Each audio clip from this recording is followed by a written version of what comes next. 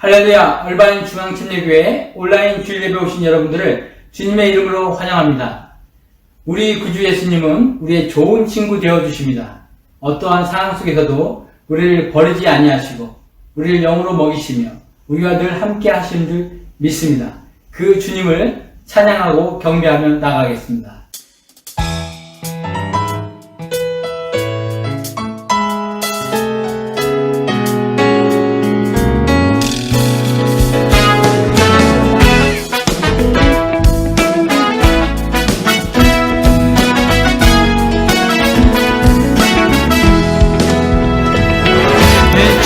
사모하는 친구가 되시는 구주 예수님은 아름다워라. 산 밑에 백합화요 빛나는 새벽별 주님 영원할 길 아주 없도다. 내 맘이 아플 적에 그 위로 되시며 나 외로울 때 좋은 친구라. 주는 저 산 밑에 백합 빛나는 새벽별 이 땅 위에 비길 것이 없도다. 내 몸의 모든 염려 이 세상 돌아가 나와 항상 같이 하여 주시고 시험을 당할 때에 악마의 개교를 즉시 물리치사 날 지키시네. 온 세상 날 버려도 주 예수 안 버려 끝까지 나를 돌아보시니.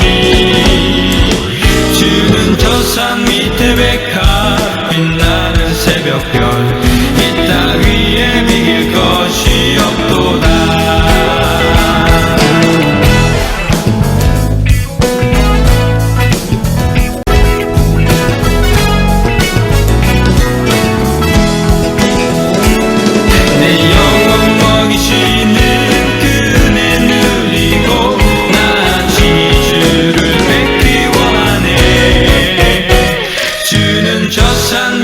백합 빛나는 새벽별 이 땅 위에 비길 것이 없도다. 내 맘이 아플 적에 큰 위로 되시며 나 외로울 때 좋은 친구라. 주는 저 산 밑에 백합 빛나는 새벽별 이 땅 위에 비길 것이 없도다.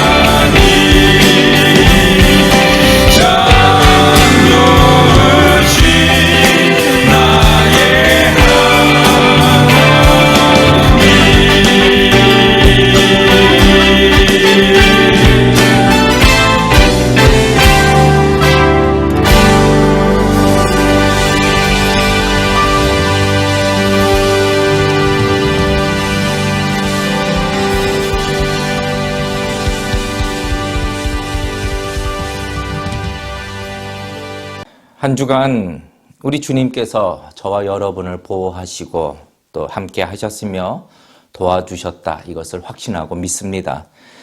또다시 코비드-19이라는 문제가 커지면서 전 세계가 이 일에 이렇게 어려움과 맞서고 있습니다. 이러한 때에 우리 성도는 더욱 주님을 사랑하시고 또 말씀을 의지하고 주님이 주신 믿음을 가지고 이 어려운 시기를 다 극복하고 이기는 축복과 은혜가 있으시기를 바랍니다. 다 같이 사도신경으로 우리의 신앙을 고백하겠습니다.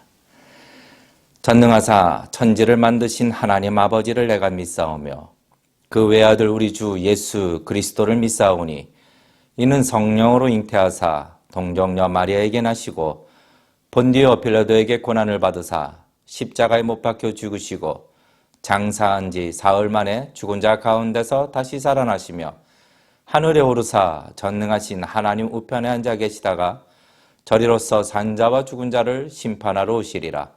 성령을 믿사오며 거룩한 공회와 성도가 서로 교통하는 것과 죄를 사하여 주시는 것과 몸이 다시 사는 것과 영원히 사는 것을 믿사옵나이다. 아멘. 이 시간 오늘 우리에게 주시는 하나님 말씀 같이 보시겠습니다. 신명기 말씀입니다. 신명기 15장 1절부터 11절까지 말씀 되겠습니다. 자막이 나가는 동안 제가 봉독해 드릴 때 여러분들도 가정에서 함께 말씀을 봉독해 주시기 바랍니다. 매 7년 끝에 면제하라. 면제의 규례는 이러하니라. 무릇 그 이웃에게 구워준 체주는 그것을 면제하고 그 이웃에게나 그 형제에게 독촉하지 말지니 이 해는 여호와의 면제년이라 칭함이니라. 이방인에게는 네가 독촉하려니와 네 형제에게 꾸인 것은 네 손에서 면제하라. 네가 만일 네 하나님 여호와의 말씀만 듣고 내가 오늘날 네게 명하는 그 명령을 다 지켜 행하면 네 하나님 여호와께서 네게 유업으로 주신 땅에서 네가 정령 복을 받으리니 너희 중에 가난한 자가 없으리라. 네 하나님 여호와께서 네게 허락하신 대로 네게 복을 주시리니 네가 여러 나라에 꾸어줄지라도 너는 꾸지 아니하겠고 네가 여러 나라를 치리할지라도 너는 치리함을 받지 아니하리라. 네 하나님 여호와께서 네게 주신 땅 어느 성읍에서든지 가난한 형제가 너와 함께 거하거든 그 가난한 형제에게 네 마음을 강팍히 하지 말며 네 손을 움켜쥐지 말고 반드시 네 손을 그에게 펴서 그 요구하는 대로 쓸 것을 넉넉히 구워주라. 삼가 너는 마음에 앙념을 품지 말라. 곧 이르기를 제7년 면제년이 가까웠다 하고 네 궁핍한 형제에게 악한 눈을 들고 아무것도 주지 아니하면 그가 너를 여호와께 호소하리니 네가 죄를 얻을 것이라. 너는 반드시 그에게 구제할 것이요 구제할 때에는 아끼는 마음을 품지 말 것이니라. 이로 인하여 네 하나님 여호와께서 네 범사와 네 손으로 하는 바에 네게 복을 주시리라. 땅에는 언제든지 가난한 자가 그치지 아니하겠으므로 내가 네게 명하여 이르노니 너는 반드시 네 경내에 네 형제의 곤란한 자와 궁핍한 자에게 네 손을 펼지니라. 아멘. 오늘 말씀, 오늘은 특별히 그간 한국 일정을 잘 마치시고 돌아오신 우리 피영민 목사님께서 다시 신명기 강해 말씀을 오늘 증거해 주십니다. 이 시간 말씀의 제목은 면제년의 규례입니다. 면제년의 규례. 오늘 이 말씀을 듣고 또 설교 중에 여러분과 여러분 가정에 큰 은혜가 있으시기 바랍니다. 네, 오늘은 신명기 15장 1절로 11절 중심으로 해서 면제년의 규례 이런 제목으로 말씀을 나누겠습니다. 여러분이 아시다시피 신명기는 구약 성경 가운데 예수님이 가장 좋아하시고 가장 많이 인용하신 그런 책입니다. 이 신명기는 토라라고 불리우는 모세 오경 가운데 하나의 책입니다. 이 토라는 율법이라고 보통 번역이 됩니다만은 사실은 하나님이 우리에게 주신 교훈, 인스트럭션이라고 하는 의미인 것입니다. 사람은 살아가면서 하나님에게 삶의 교훈을 받는 것이 가장 좋은 일인 것입니다. 오늘 본문은 면제년에 관한 규례입니다. 성도가 이 세상에 살아가면서 다른 사람들과 어떤 관계를 맺고 살아가야 되느냐 하는 것은 우리 기독교 제자도 가운데에 대단히 중요한 영역 가운데 하나인 것입니다. 신명기 14장 후반부 그리고 신명기 15장 전반부는 동일한 주제를 다루고 있습니다. 그것은 크게 보면 하나님의 백성들이 가난한 사람들을 어떻게 대하여야 하는가 하는 주제입니다. 그런데 신명기 14장 후반부와 또 신명기 15장 전반부에는 그 대상이 구별되어 있습니다. 대상이 서로 다릅니다. 신명기 14장 후반부에는 분깃이 없는 레위인, 또 성중에 우거하는 객, 고아, 과부, 그리고 스스로 일을 해서 먹으려 해도 형편이 허락되지 않는 사람들을 대상으로 하고 있습니다. 하나님은 이런 사람들을 향해서는 돌려받을 생각을 하지 말고 그냥 구제해 주라고 말씀을 하십니다. 이게 무상구제이죠. 신명기 14장 후반부의 대상은 무상구제의 대상이 되는 사람들입니다. 이 무상구제는 11조를 근거로 해서 하는 것이고 또 레위인들이 주관해서 하는 것입니다. 그런데 신명기 15장에 나오는 사람들은 그 종류가 다릅니다. 그들은 토지를 가지고 일을 할 수 있는 사람들입니다. 노동력을 가지고 있고 또 노동의 의사가 있는 사람들인데 일시적으로 궁핍해진 그런 사람들입니다. 질병 때문에거나 아니면 사고로 인해서 일시적으로 노동력을 상실할 수도 있고 또 자연재해나 흉년으로 인해서 일시적으로 수확하지 못하는 경우도 있을 것입니다.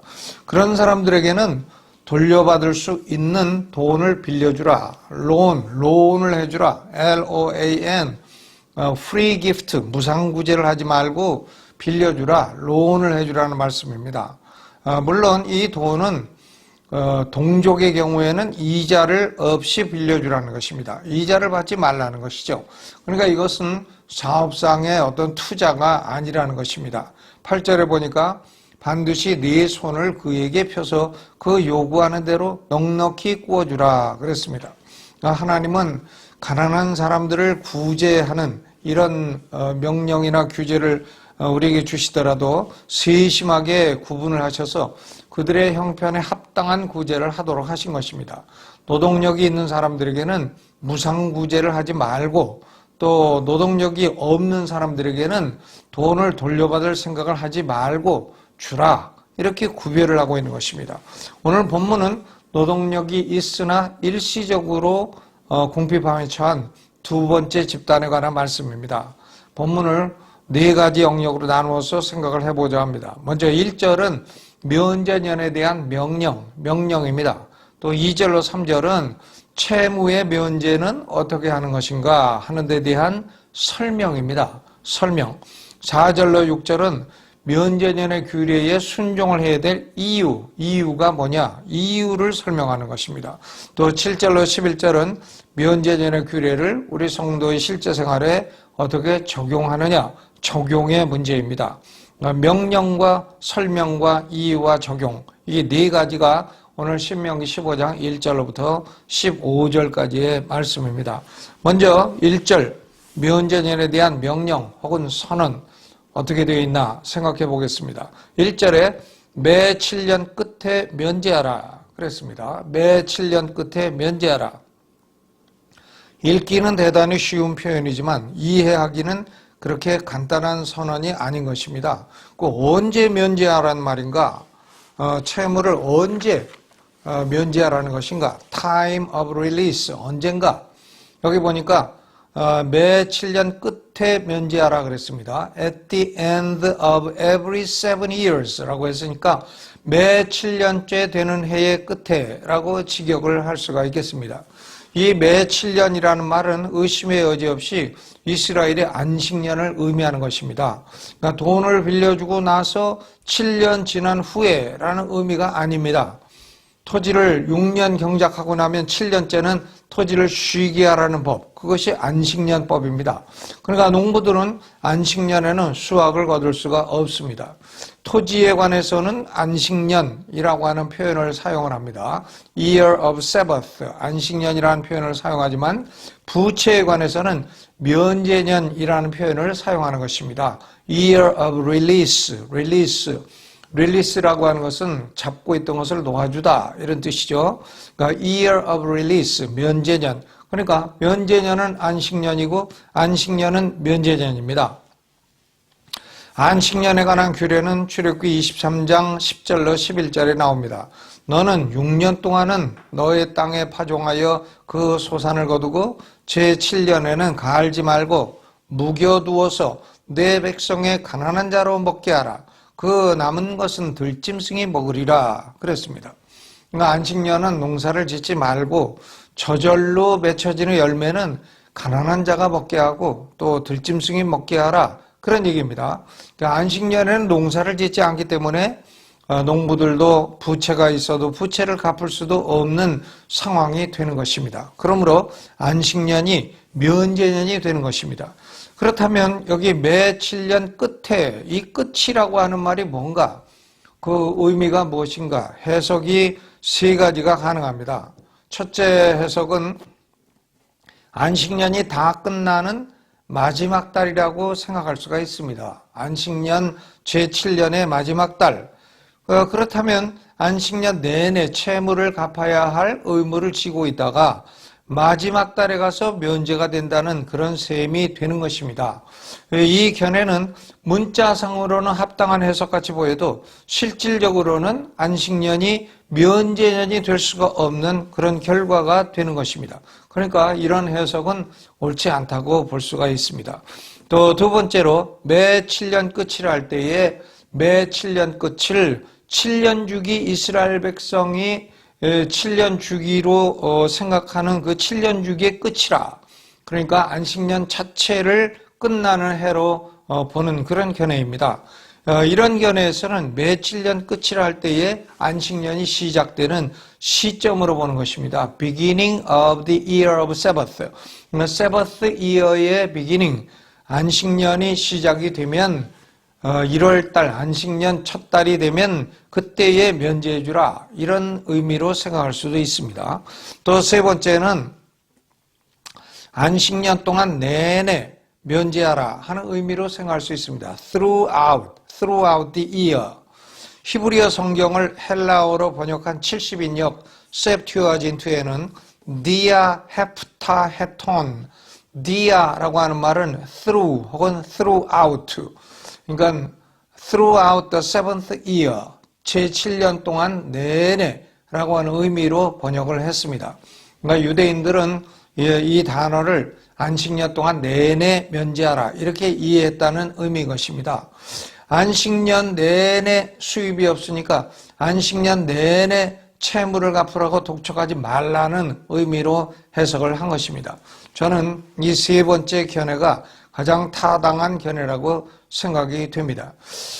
그렇다면 이 명령의 내용은 무엇인가? 면제하라. 안식년 끝에 면제하라. 채무를 면제하라는 말입니다. 그러니까 you shall make a release. 너는 면제를 하라 그랬어요. 히브리어 동사로는 샤마트라고 하는데 이 샤마트의 의미도 논란의 여지가 있습니다. 두 가지로 해석이 가능한데, 하나는 영어로 cancellation, 즉 채무를 완전히 면제하라, cancellation, 취소하라 라고 생각할 수도 있고, 또 아니면 suspension, 채무 이행의 요구를 정지하라, 이렇게 해석할 수도 있는 것입니다. cancellation으로 볼 것이냐 아니면 suspension으로 볼 것이냐. 히브리 동사 샤마트 자체가 이 두 가지 의미를 다 가지고 있는 것입니다. 채무 자체를 면제해 주라는 말이냐 아니면 채무 이행을 1년 동안 면제해 주라는 말이냐, 그런 문제인 것입니다. 물론 다수의 견해는 채무 자체를 면제해 주라고 해석을 하는 것입니다. NIV 성경에는 아예 You must cancel debts라고 해서 채무 자체를 취소하라. 이렇게 번역이 되어 있습니다. 이런 견해를 취한다면 매 7년 끝이라는 표현도 매 7년이 시작되는 시점, 안식년의 첫 달이라고 해석을 해야 될 것입니다. 왜냐하면 채무 취소를 1년 내내 계속할 필요도 없거니와 또 안식년 마지막 달에 한다면 안식년이라는 의미가 무색해지기 때문인 것입니다. 이것이 다수의 견해예요. 그러니까 안식년 첫 달에 채무 자체를 cancellation, 취소해 주어라. 저 자신도 신명기를 2번 설계를 했습니다만 첫 번째 설계할 때에는 이 다수의 견해를 따라서 설계를 한 적이 있습니다. 그때는 더 깊이 사고할 그런 여유가 좀 부족했었는데, 그러나 이 말씀을 더 깊이 묵상을 해본다면 안식년 동안에 채무 이행에 대한 독촉을 면제하라 하는 독촉 정지, 서스펜션의 의미로 해석하는 소수파의 견해가 더 합리적이다, 이런 생각이 지금은 들어갑니다. 소수파의 견해가 합리적입니다.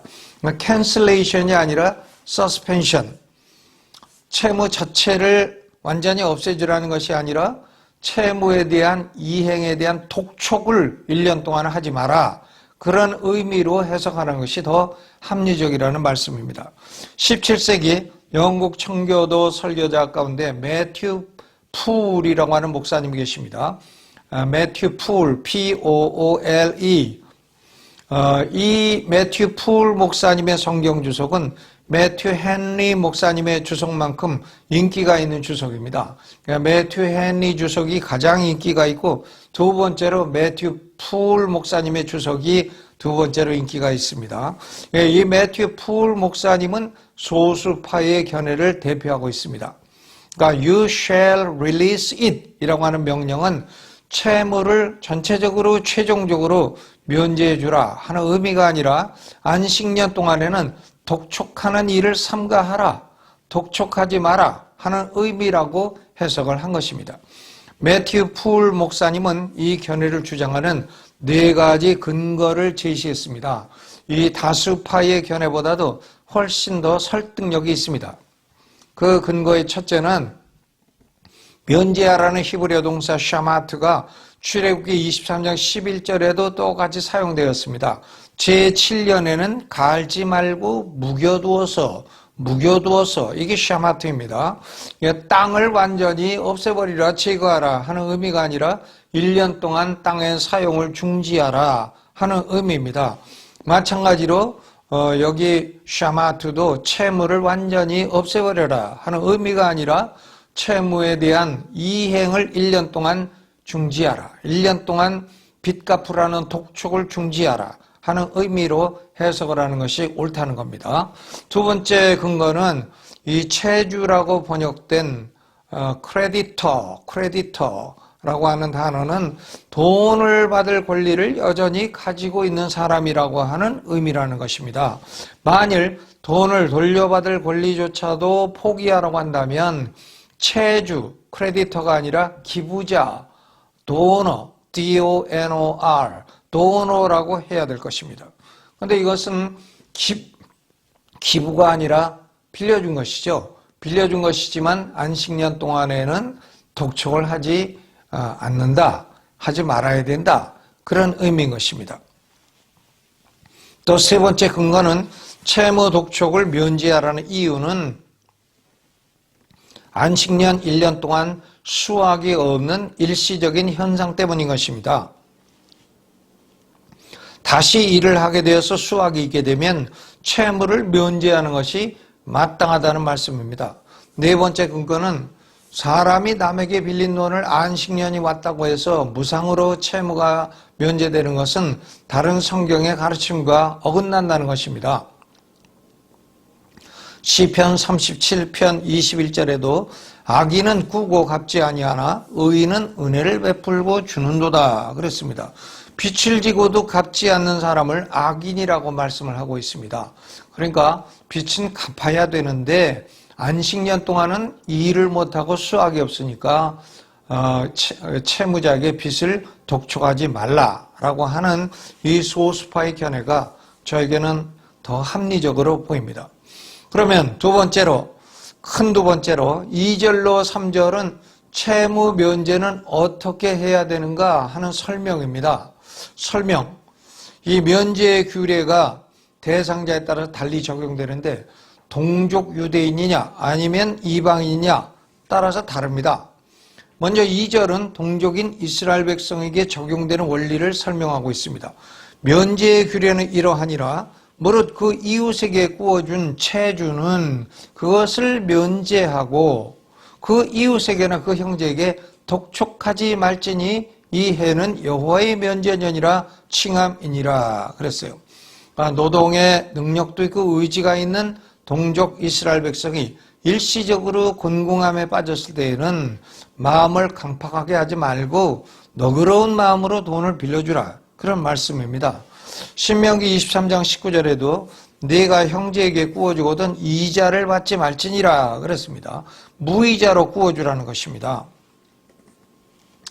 물론 신명기 14장 후반부에 객이나 고아나 과부나 또 분기시 없는 레위인이나 이런 사람들에게 무상으로 구제해 주는 것 같이 할 필요는 없다는 것입니다. 무상구제가 아니라 무이자로 구워주라는 것입니다. 그런데 안식년에 도달하면 그것을 면제하라 그랬어요. 면제하라, release, make release. 이것은 그 의미가 뭔가 하면 그 바로 뒤에 나오죠. 그 이웃에게나 그 형제에게 독촉하지 말지니라 그랬어요. 그러니까 면제하라는 말씀의 의미는 독촉하지 말지니라 하는 것이 그 내용인 것입니다.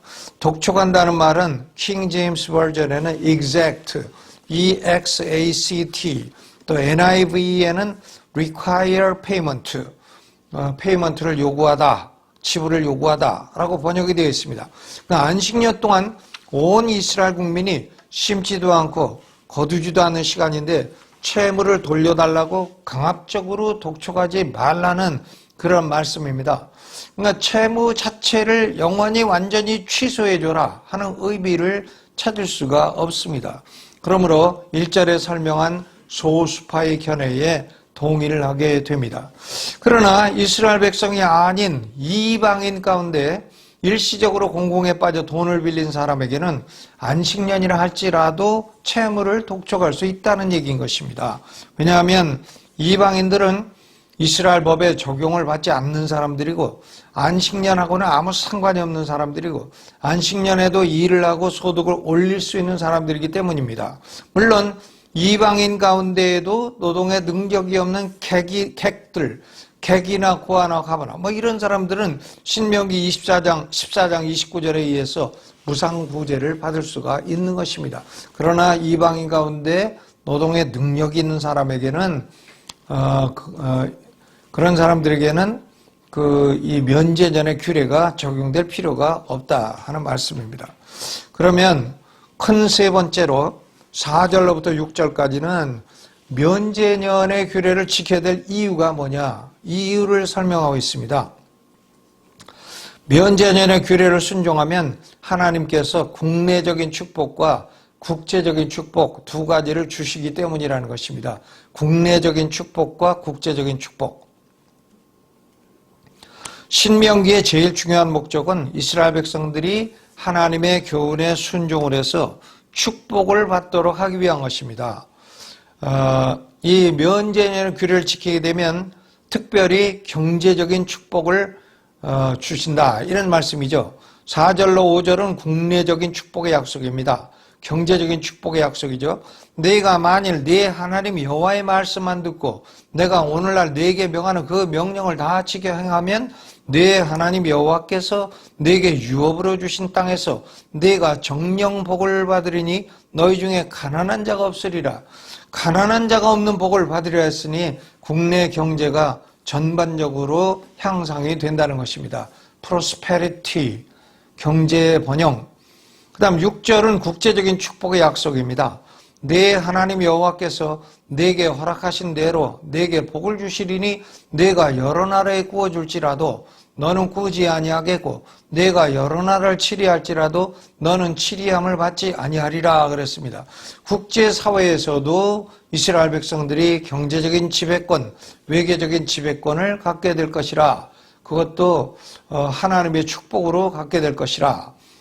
이코노믹 도미니언, 경제적인 지배권을 갖게 된다.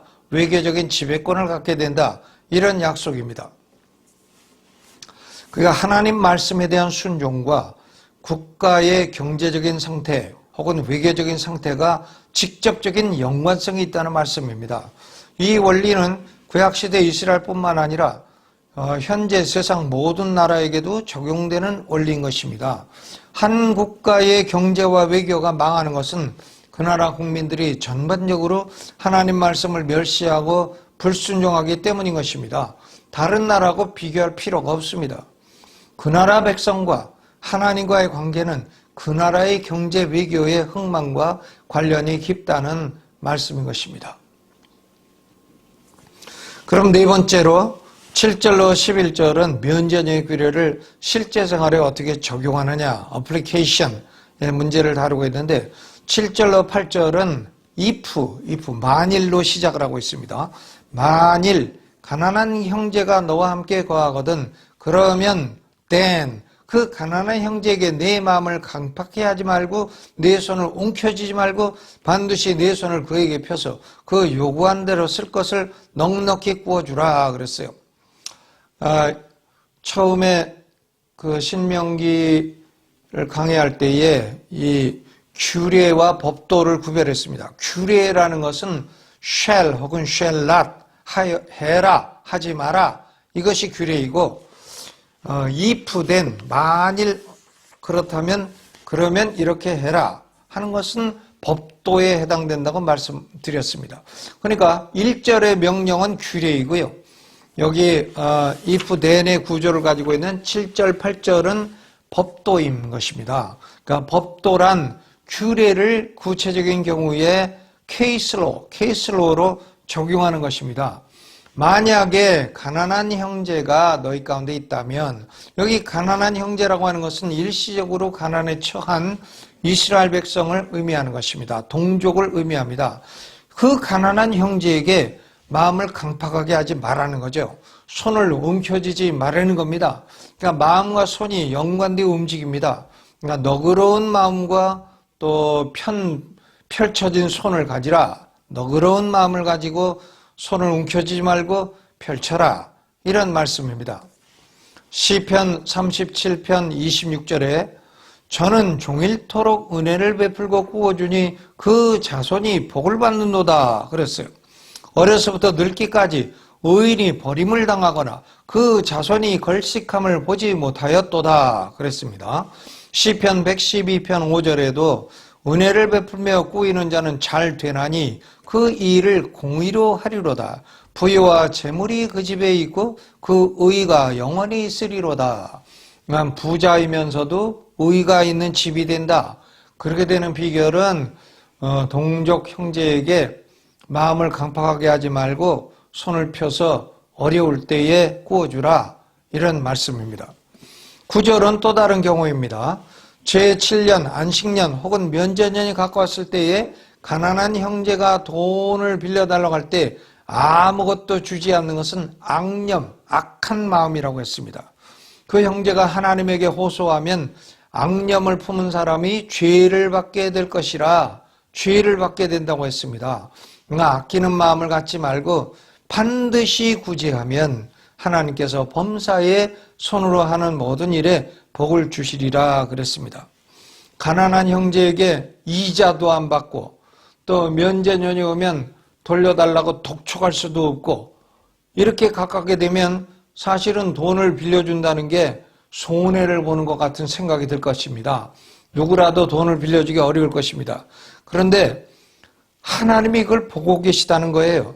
다 보시는 하나님이 그런 너그러운 마음을 가지고 손을 펴서 이자도 안 받고 면제년이 가까워도 어려운 형제에게 빌려주는 사람들에게 크게 갚아주신다는 그런 말씀인 것입니다. 이스라엘이 이 규례를 순종하면 나라에 가난한 사람이 없어질 것이다 그랬어요. 그런데 지금 현재는 가난한 자가 있으니, 가난한 자가 그치지 않고 있으니까, 가난한 자가 그치지 않고 있는 동안에는 형제의 곤란한 자와 궁핍한 자에게 손을 펼쳐라. 11절에 다시 한번 당부를 하고 있는 것입니다. 이제 결론을 맺겠습니다. 이 면제년의 규례는 예수 그리스도의 오심으로 철폐되었습니다. 지금은 우리가 면제전의 규례 이런 것을 지킬 필요가 없죠.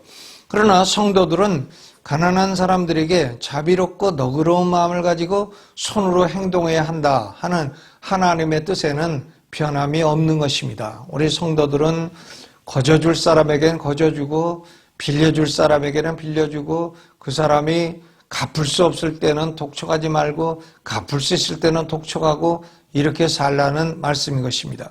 가난한 사람들에게 돈을 빌려주고 구제하는 일은 가정과 가정, 개인과 개인의 문제이지 국가나 교회가 간섭할 일이 아니라는 말씀인 것입니다. 물론 교회는 신명기 14장 후반부처럼 무상규제가 필요한 성도들은 도와주어야 됩니다. 무상구제가 필요한 객이나 고아나 과부나 이런 사람들은 받을 생각을 하지 말고 치워야 됩니다. 그렇지만은 노동력이 있는 사람들이 일시적으로 궁핍에 처했을 때 돈을 빌려주고 돌려받고 이런 일을 해서는 안 된다는 겁니다. 레위인은 그런데 개입해서는 안 된다는 거예요. 그런 일을 11조를 근거로 해서는 안 된다는 것입니다. 교회가, 어떤 교회는 협동조합 같은 사업을 해가지고 그 어려운 교인들에게 교회에 있는 돈을 빌려주고 또 이자도 받고 이렇게 한다는데, 이것은 결국은 교회에게나 돈을 빌려간 사람에게나 아무에게도 좋은 결과를 가져오지 못하는 것입니다. 그러니까 교회는 남에게 돈을 빌려주고 또 돌려받고 이런 일 하지 말라는 거죠. 어려운 사람은 무상으로 줄 수가 있어도 교회가 하지 말라는 겁니다. 그럼 이거 누가 하라는 건가? 개인이 하라는 거예요. 가정이 하라는 겁니다. 국가도 이런 문제에 개입하지 말라는 것이 성경의 뜻입니다. 오늘날은 국가가 소위 복지국가를 실현한다 하는 명목으로 국민에게 세금을 거두어 가난한 사람을 구제하기도 하고 돈을 빌려주기도 합니다. 그러나 국가가 이런 일을 하게 되면 행정비용의 낭비가 너무 크게 돼요. 행정비용이 너무 많죠. 실제로 100만 원을 거두면 행정비용으로 얼마가 들어간지 모르겠습니다만은 굉장히 많이 들어가고, 실제 구제에 들어가는 것은 얼마 안 된다는 거죠. 그리고 또 이것은 국가가 어떤 정치적인 성격을 띠게 될 때에 정치적으로 편향되게 분배될 우려가 있는 것입니다. 그리고 국민들을 너는 무상구제의 대상이다, 너는 빌려주어서 돌려받을 대상이다, 이걸 국가가 구별하기가 어렵다는 겁니다. 복지국가를 지향하게 되면 국민들은 국가로부터 돈을 빌려서 갚는 것보다는 공짜, 프리기프트, 무상구제를 바라게 되는 것이고, 그러므로 국가는 모든 국민들을 동일하게 무상구제의 대상으로 삼을 수밖에 없는 것이고, 결국은 온 백성이 다 살기 어려운 상황으로 가게 되는 것입니다. 그렇기 때문에 성경적인 구제는 개인이나 가정이 해라. 개인이나 가정에게 하나님이 어려운 사람을 맡기면 그 어려운 사람을 개인이나 가정이 구제를 해라, 이런 말씀입니다. 예수님도 누가복음 6장 30절에 무릇 내게 구하는 자에게 주며 내 것을 가져가는 자에게 다시 달라지 말라 말씀하셨습니다. 신명기 15장 1절로 11절의 정신을 신약시대 성도들도 적용을 하며 살라는 말씀인 것입니다. 면제년의 규례는 신약시대에 폐지되었다 할지라도 오늘날과 같이 온 세상이 일시적으로 경제적인 궁핍에 처했을 때에는 부유한 사람들은 가난한 사람들에게 베푸는 마음을 가져야 됩니다.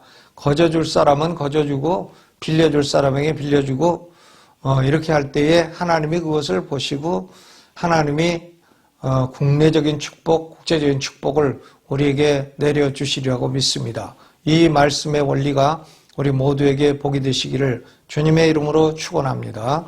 기도하겠습니다. 자비로우신 하나님 아버지, 하나님의 말씀은 참으로 자비로우면서도 합리적입니다.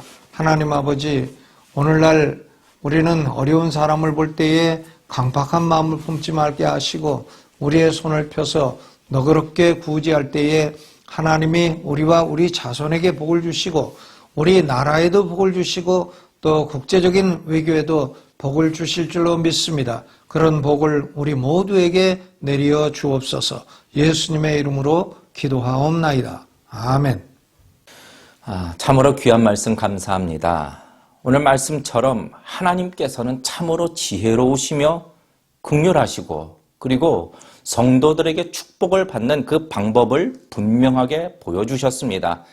오늘 이 말씀을 붙들고 사는 우리 성도들의 길을 하나님께서는 다 열어주시고 만들어주시고 인도하여 주실 줄로 믿습니다. 이 시간 가정에서 이 찬양을 올려드리시면서 함께 부르시면서 준비하신 예물을 하나님께 정성껏 봉헌하시겠습니다.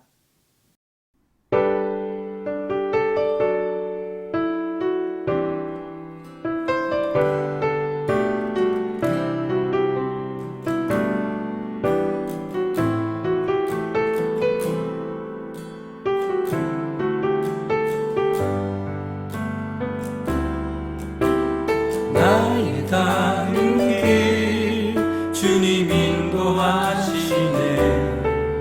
그는 보이지 않아도 날 위해 일하시네. 주 나의 인도자 항상 함께 하시네. 사랑과 힘 베푸시며 인도하시네.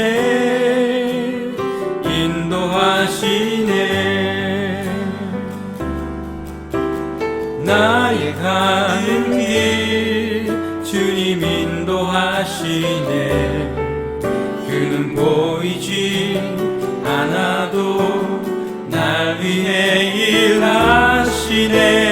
주 나의 인도자 항상 함께 하시네. 사랑과 힘 베푸시며 인도하시네.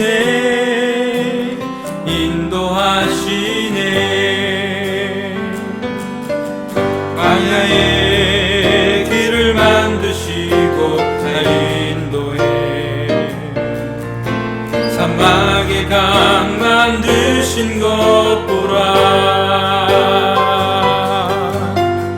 하늘과 땅 변해도 주의 말씀 영원히 내 삶 속에 새 일을 행하리. 나의 가는 길 주님 인도하시네. 그는 보이지 않아도 날 위해 일하시네. 주 나의 인도자 항상 함께 하시네. 사랑과 힘 베푸시며 인도하시네.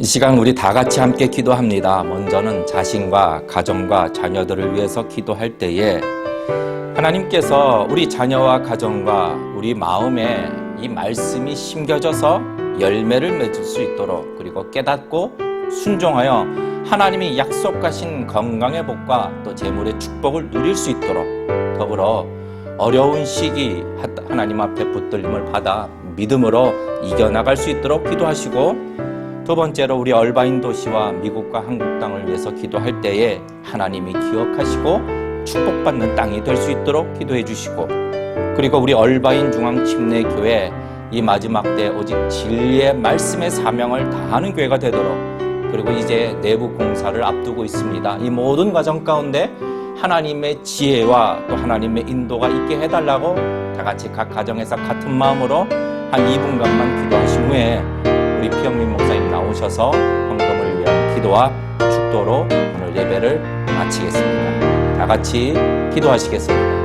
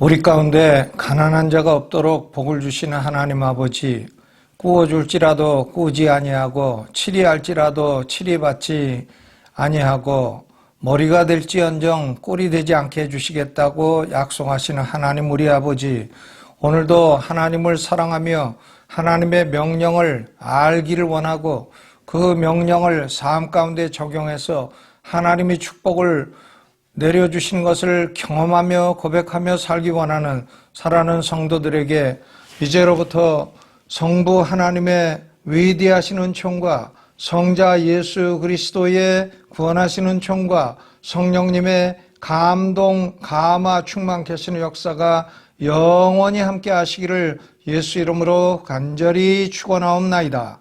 아멘.